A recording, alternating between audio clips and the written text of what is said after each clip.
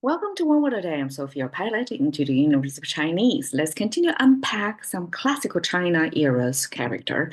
And this is the last of July and the last of the organization roles and formats, the key concepts that build the classical China era's dynasties. It's mostly about the roles from the ruler's perspective.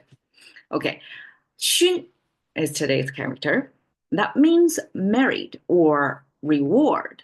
I guess married appreciation would be rewards.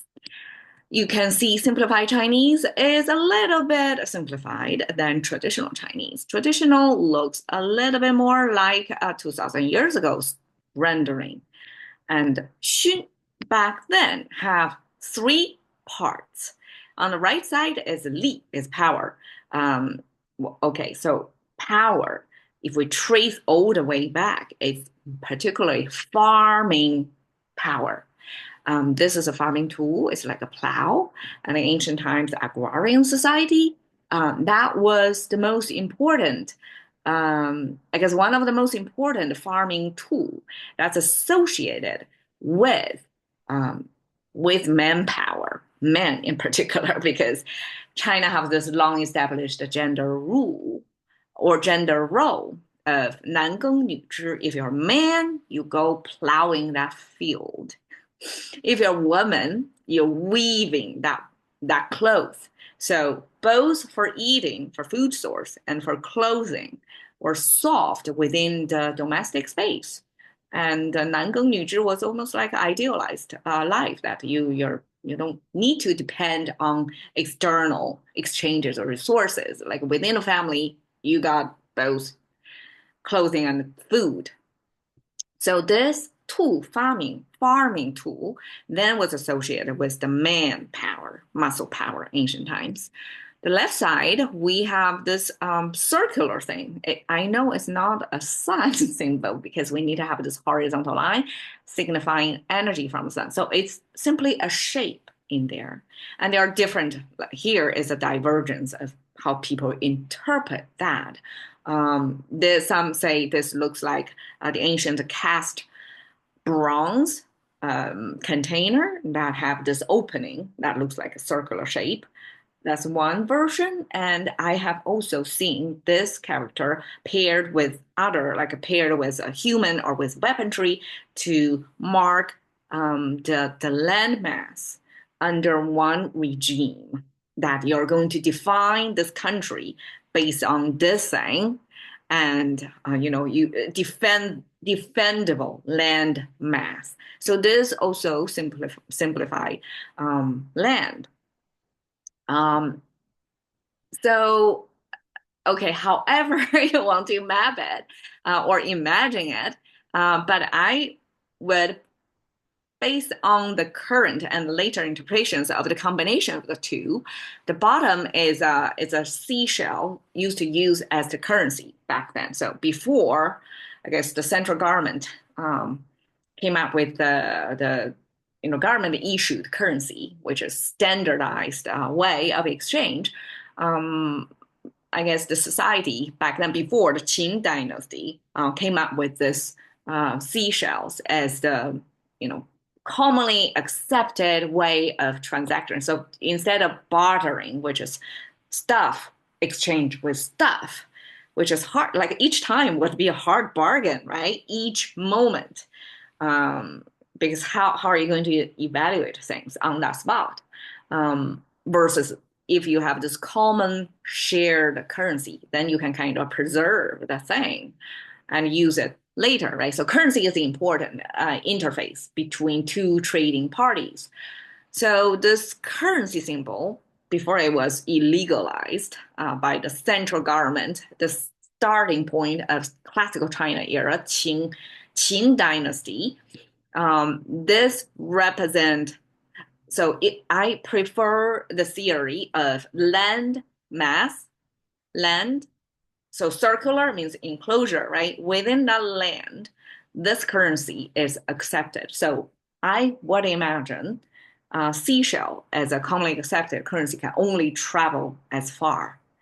And when the land, like a regime, was established within a land, and then the currency is going to run within that country. Right? Just like in today, we have different currencies under different regimes, right?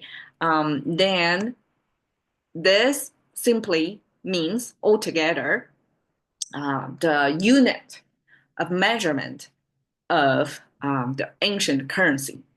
And so I would just reverse engineer to see this currency symbol with a lamb symbol means that's commonly accepted exchange intermediary of the exchange or trade within that land. So this as a unit of measurement of currency, kind of like today's denotation of US dollar, right? And all that standardized the naming of the currency of each country. So this eventually means a quantified amount of currency there. So that paired with this muscle power symbol, that means if you put in your efforts, your muscle power, then you're going to exchange or you're going to be awarded with this quantified amount of currency. So merit, this concept was built on, okay, what is merit based versus other based, right? Versus like your genetic or due to your lineage or noblemanship. So this merit base is based on your achievement, based on your efforts or the results or the performance, right? Performance based reward. So that's what merit here, this concept is. 勋爵, we talked about it yesterday. And so according to this expression, that means noblemanship is not born with. It can be awarded or earned by attributing to the countries, your community, in a certain way that got recognized and then eventually got awarded. So it's merit-based noblemanship.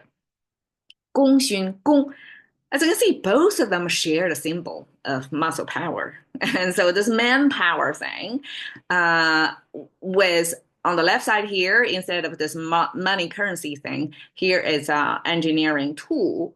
So that means achievement. So with manpower, human energy, plus the tool, the right person, and then that's achievement. And that got 功勋, that got rewarded, or it's merit-based recognition of your achievement. That's what 功勋 is about. 勋章, so 勋章, 章 means a stamp that is a format. So it's kind of like a medal. 功勋 simply is a material, a visible, like a visual thing to mark the award you earned. So just like gold medalist, things like that, right? So it's a commonly agreed way to visually display that somebody earned this distinguished honor because of their achievement. Again, it's merit-based. So there we go. Just show somebody highly decorated. I guess it's a military. Military like to do that to award people with medals. There we go. 勋. See you another month.